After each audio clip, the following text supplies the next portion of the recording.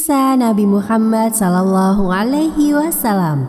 Berbagai peristiwa sebelum terjadinya Perang Khandaq. Perang Khandaq atau yang juga dikenal sebagai Perang Ahzab terjadi pada bulan Syawal tahun 5 Hijriah. Kata Khandaq memiliki arti parit karena dalam perang ini digunakan strategi parit. Sementara Ahzab artinya adalah golongan yang bersekutu. Karena dalam perang ini suku-suku Arab berkoalisi membuat pasukan besar untuk memerangi kaum muslimin. Tetapi penyebab pertempuran ini adalah provokasi orang-orang Yahudi Bani Nadir yang menghasut dan mengajak para pemimpin suku-suku Arab tersebut untuk bekerja sama melawan Islam. Mereka mendorong orang-orang Quraisy untuk memerangi kaum muslimin serta menghancurkan pengaruh Nabi Muhammad SAW di Madinah.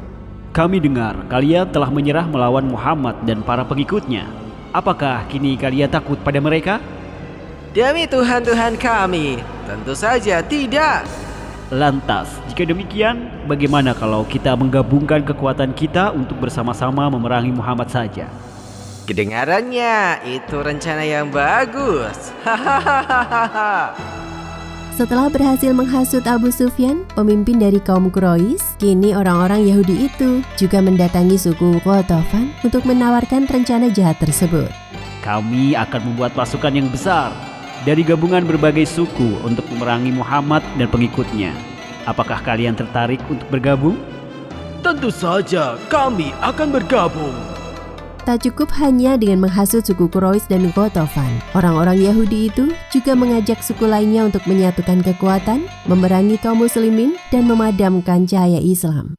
Semua rencana ini mereka lakukan sebagai bentuk pembalasan dendam terhadap perlakuan kaum muslimin yang telah mengusir mereka dari Madinah. Pengusiran kaum Yahudi Bani Nadir dari Madinah disebabkan karena mereka telah melanggar perjanjian dalam piagam Madinah dan berupaya hendak membunuh Nabi Muhammad SAW. Beberapa waktu setelah pengusiran itu, orang-orang Yahudi Bani Nadir berhasil merencanakan pembalasan dendam mereka dengan mengumpulkan pasukan gabungan dari berbagai suku, termasuk suku Quraisy. Akhirnya terbentuklah pasukan koalisi sebanyak 10.000 orang tentara yang bergerak menuju Madinah. Berita tentang persiapan pasukan musuh yang akan menyerang Madinah pun terdengar oleh Rasulullah SAW. Maka beliau segera bermusyawarah dengan para sahabat tentang apa yang harus dilakukan oleh kaum muslimin untuk menghadapi mereka yang begitu banyak jumlahnya. Kemudian datanglah salah seorang sahabat yang memberikan usul kepada Rasul. Beliau adalah Salman Al-Farisi. Ya Rasulullah, saya mempunyai usul yang baik untuk situasi kita saat ini. Kita bisa membuat parit mengelilingi pintu utama Madinah. Dengan begitu, pasukan musuh akan terhalangi oleh parit tersebut, sehingga pertempuran bisa kita pusatkan semuanya di sana. Usul cemerlang itu disetujui Nabi SAW karena mengingat wilayah Madinah dikelilingi oleh bukit-bukit terjal dan juga banyaknya pepohonan kurma, sehingga sangat menyulitkan untuk dilalui pasukan musuh. Sementara wilayah satu-satunya terbuka hanyalah pintu utama masuk Madinah, dan inilah yang diusulkan agar digali parit. Alhasil penggalian pun dilakukan. Rasulullah SAW ikut menggali parit bersama kaum muslimin. Sementara pada masa itu, keadaan sangat dingin dan kondisi kehidupan di Madinah masih sedang dalam kesulitan.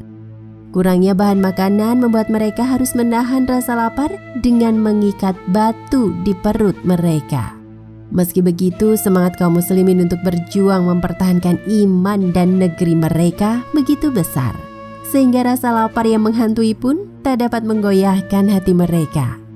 Menyadari kondisi tersebut, Rasulullah SAW berupaya menghibur hati kaum muslimin. Beliau mengumandangkan syair-syair milik Ibnu Ruwahah untuk menyegarkan kembali iman di hati mereka. Ya Allah, seandainya tiada Engkau, kami tidak akan mendapat petunjuk, tidak akan dapat menunaikan zakat, dan tidak akan pula melakukan sholat. Kami mohon dengan sangat, turunkanlah ketenangan di hati kami, dan teguhkanlah hati kami di kala menghadapi bungsu orang-orang musyrik yang telah melampaui batas terhadap kami. Bila mana mereka menghendaki peperangan, maka kami mempertahankan diri. Ketika kaum muslimin sedang melakukan penggalian parit, mereka menemukan sebuah batu besar yang menghalangi kerja mereka. Subhanallah, sungguh keras sekali batu ini. Bahkan dengan jumlah kita yang banyak sekalipun tak dapat membuat batu ini hancur.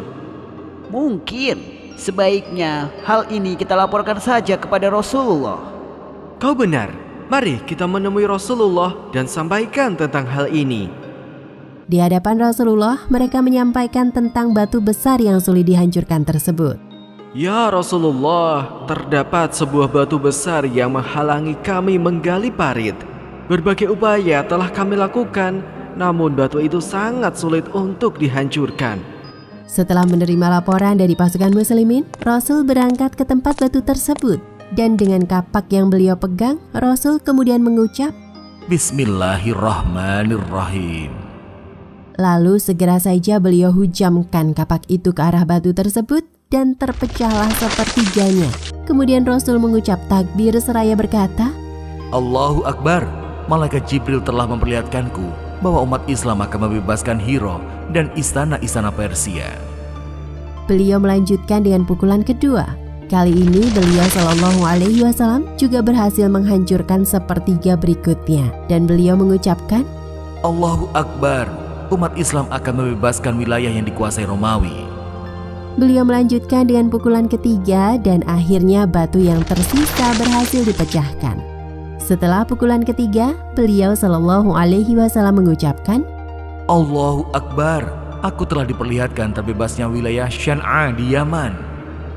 Berita gembira ini kemudian disambut dengan sukacita oleh kaum muslimin, sedang orang-orang munafik meragukannya. Tetapi beberapa tahun sejak pertempuran Khandaq ini berlalu, sejarah membuktikan kebenaran sabda Nabi tersebut. Dan setelah selesai penggalian parit, Rasulullah Shallallahu Alaihi Wasallam kemudian membagi 3.000 pasukan muslimin ke dalam kelompok-kelompok besar. Panji kaum muhajir dipercayakan kepada Sa'ad bin Haritsah dan panji Ansor dipercayakan kepada Sa'ad bin Ubadah. Pasukan ini menempati posisi di hadapan parit dan menjadikan bukit Sa'al di belakang mereka. Sementara ketika pasukan koalisi musuh telah tiba, kaum yang lemah iman dan orang-orang munafik yang turut dalam pasukan Nabi mulai gentar ketakutan melihat jumlah pasukan musuh yang sangat besar. Astaga, jumlah mereka terlalu banyak. Mustahil kita bisa menang melawan mereka. Sungguh sia-sia perlawanan ini. Adapun yang kukuh imannya, mereka dengan penuh semangat bertahan seraya berucap, Inilah yang dijanjikan Allah dan dijanjikan Rasul-Nya. Allah Maha Benar dan Rasul-Nya demikian.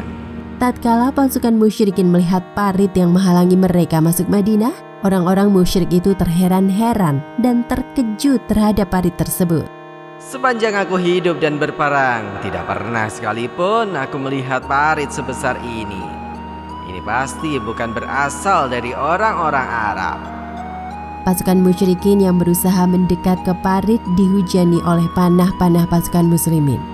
Melihat kenyataan demikian, maka meletuslah peperangan Khandaq yang ditandai dengan mulainya saling tembak anak panah di antara kedua pasukan. Setelah kita menyaksikan kisah berbagai peristiwa sebelum terjadinya perang Khandaq, kita bisa belajar beberapa hal menarik di dalamnya. Salah satunya yaitu melatih kesabaran yang dibalut dengan keimanan yang kokoh. Sebagaimana yang dilakukan oleh pasukan kaum muslimin. Meskipun di tengah cuaca yang dingin dan rasa lapar yang begitu hebat, mereka masih tetap saja mempertahankan keimanan mereka dan berjuang dengan penuh kesabaran yang luar biasa. Sehingga jumlah pasukan musuh yang sangat banyak sekalipun tak dapat membuat mereka takut.